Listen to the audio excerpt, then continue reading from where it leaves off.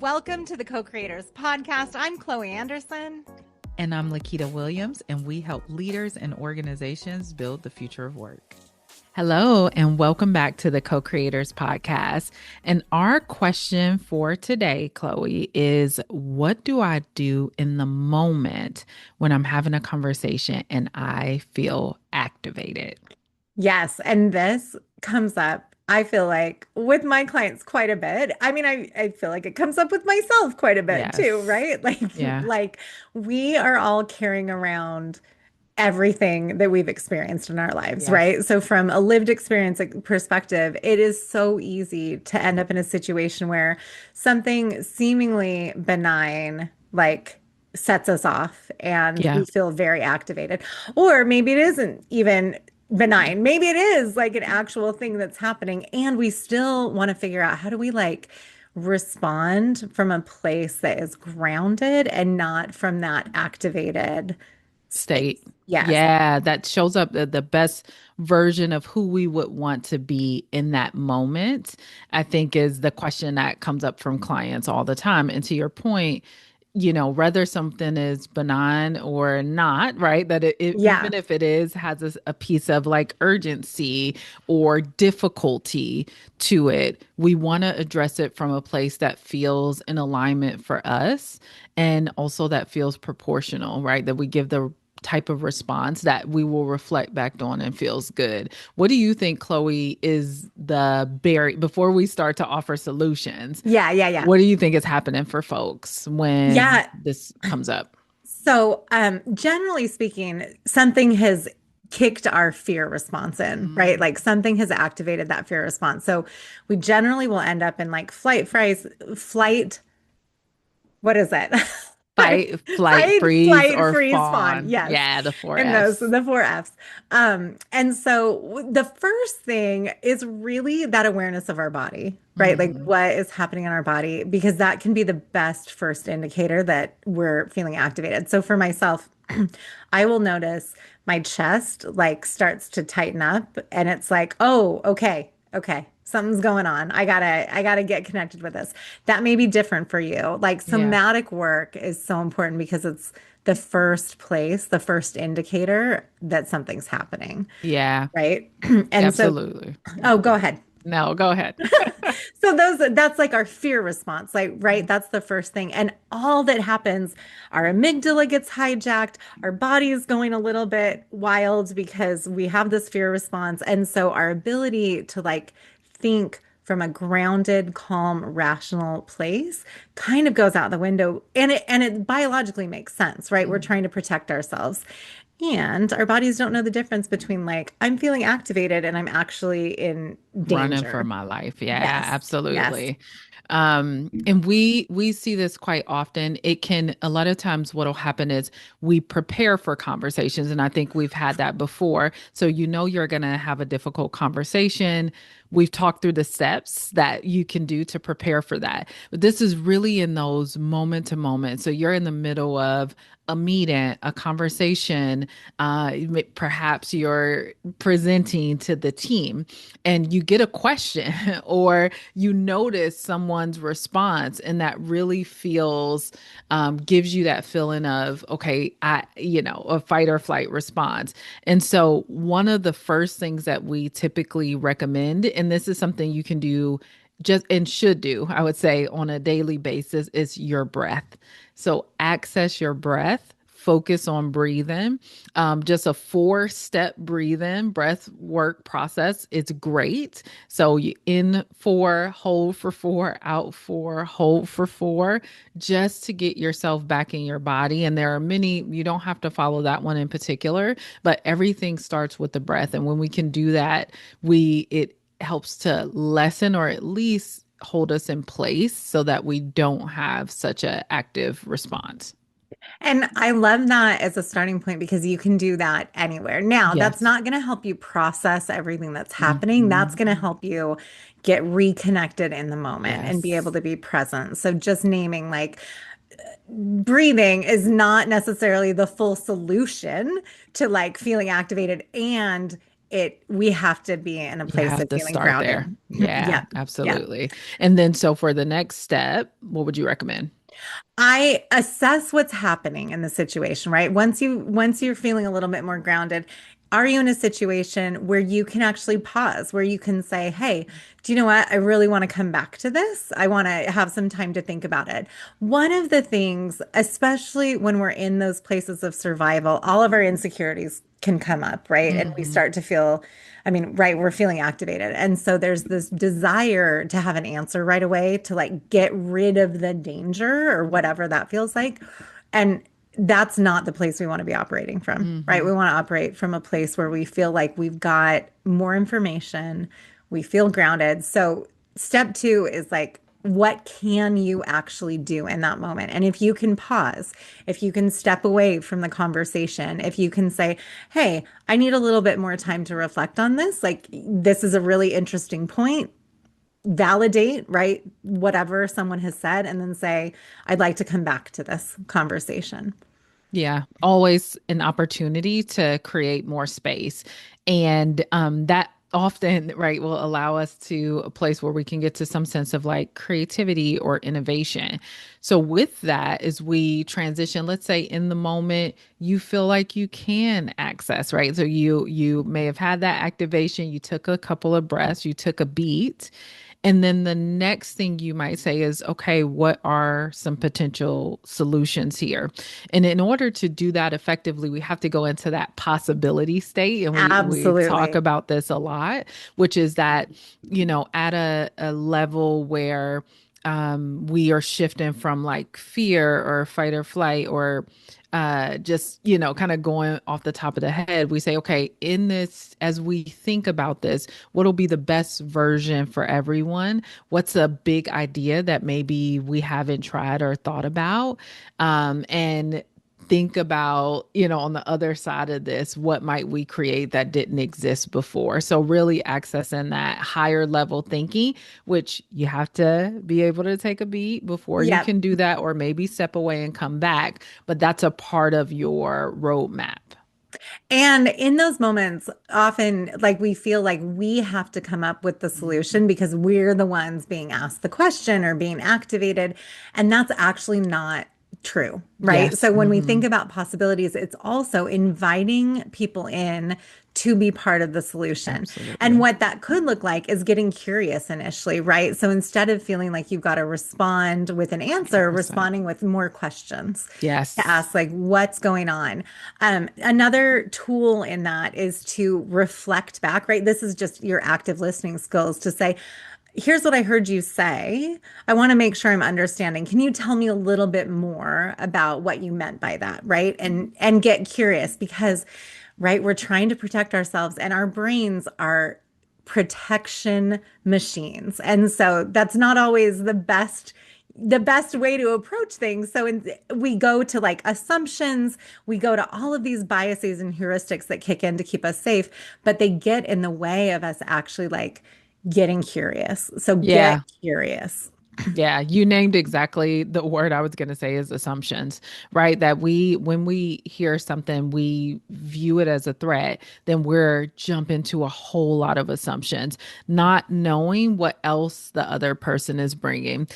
Gretchen Rubin has this idea of these four types, and one of the types is the questioner. And reading that definition was such a great confirmation for me because when like it described that this person often will be in a meeting, they're asking question after question after question.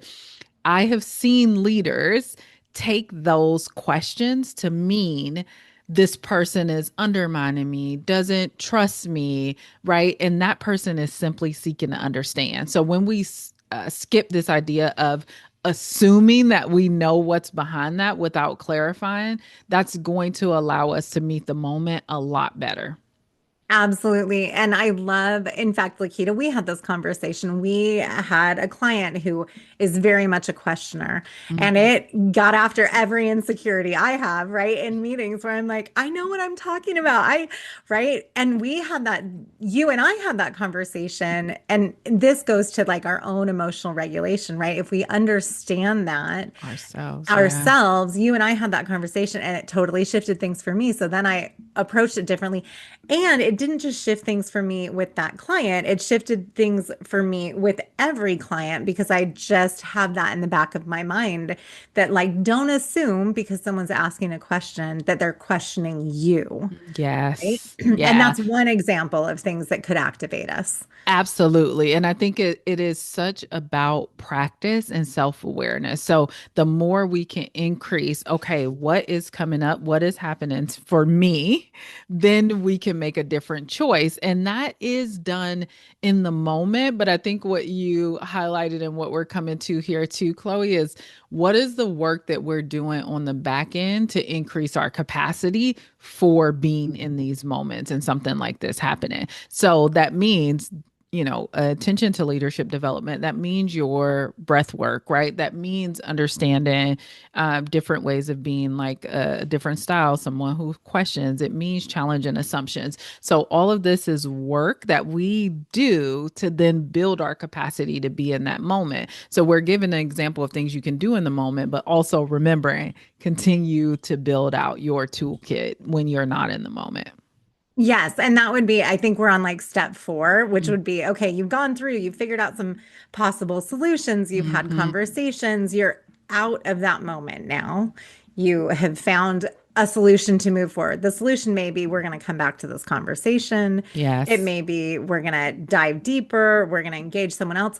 But that next step is the deeper work, which is, okay, I found myself in this moment where I did get activated. I'm Mm. now outside of it. Let's get curious about that. Yeah. Like, Yes. what is it that activated me in that moment? As an example, I get super activated when I feel like someone might think I'm stupid. Like, that's just, it is an Mhm. activation point for me. So knowing that out of that moment, I can sit there and go, okay, what work do I need to do here? Like, what is it that's making me feel insecure, that's making me feel activated? Sometimes we've worked with clients where they've had a really hard experience with an employee, let's say. They're now working with new employees, but that That information is memory. still there, Mhm. right? So that body memory, right? Like all those things because you want to protect yourself. So it's what is the work I need to do now outside of that situation so I don't keep getting activated by things that really shouldn't activate me, right? Mhm. They're activating me because I've got this history, but they really shouldn't activate me. So what do I do? How do I develop myself? What support do I need? Right? There's that level of deeper work that we have to do to your point. Yeah, and I think that just increases our capacity so much, and we'll find it so much more helpful in other situations as well, and we feel quite a bit better in our body. Another thing that I would add is to use tools. So one of the tools we use in our work at Co-Create Work is something called the Energy Leadership Index, and it has 7 levels. And I won't go into all of the levels, but what I'll say is a level one means I'm kind of reacting to, right? Things are happening to me. And when I look at something like there's another level that's a level 5, it means I can think about how do I make this a win-win situation. So recently I told a client, hey, as you go into the conversation, know what your potential level 1 responses might be or sound like, and what might potential level 5 responses, right? How do I go from this person is trying to attack me to I need to understand this situation here so we can create a solution that works for everybody. And so bringing in different tools are really helpful. I know that we do Globe Smart assessment as well, and I think that's another way to understand it. Is there an example from Globe Smart you think would be helpful? Yeah, there's quite a few, and it works on a number of dimensions. One Mhm. goes to your risk versus certainty orientation, Yeah. right? Like how Yeah. much risk you're comfortable with, how certain you want to be.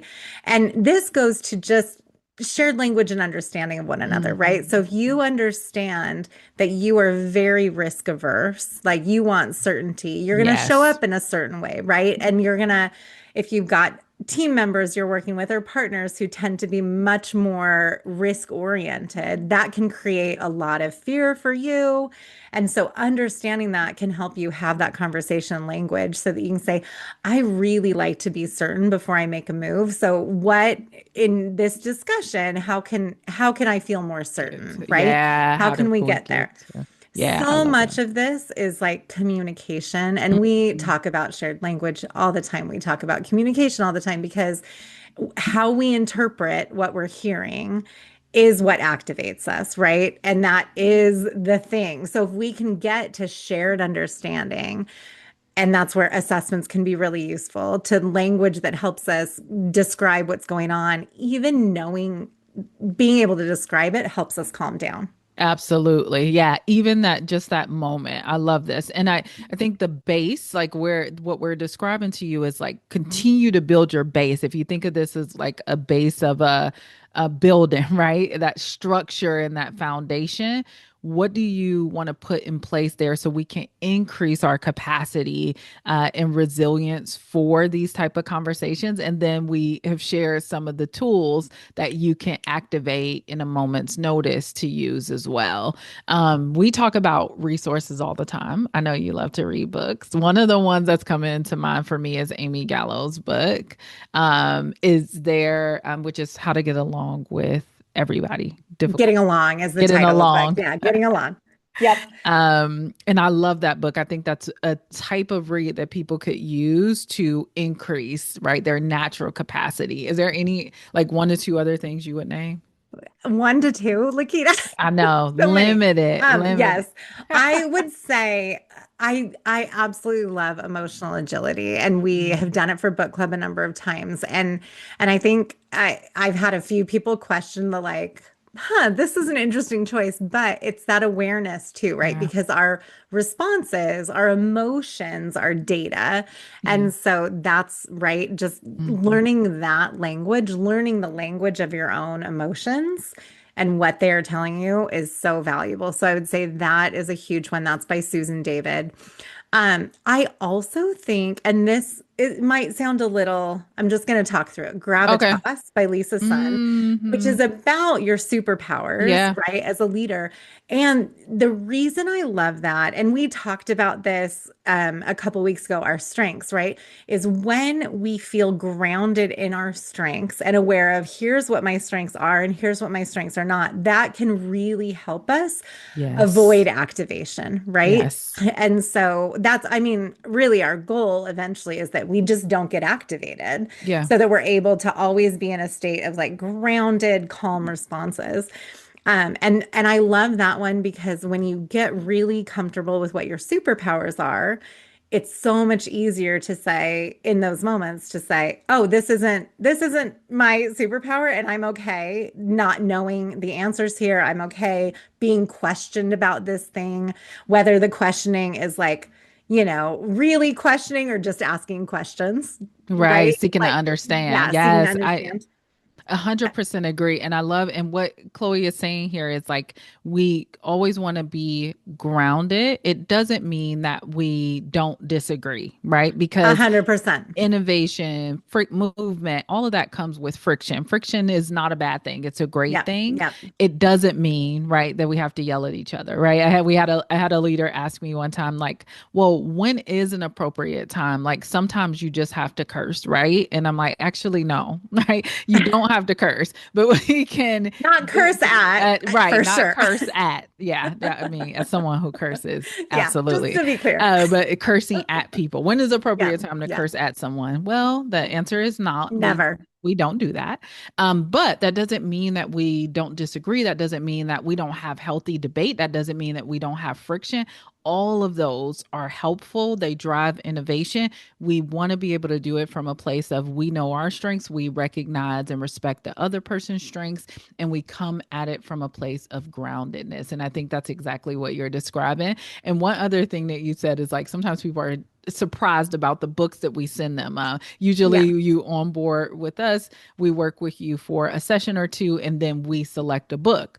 Often that book is not about like a strictly leadership, it's not strictly about entrepreneurship or launching your business. It's about some other work that needs to happen that will then unleash, right, or allow you to move into the next level of your leadership, business, life, whatever it is. And so I love that you named that because I think it just highlights again capacity building. We are saying how in this you have a goal to do this big thing, but there's some foundational work that's going to support you in that.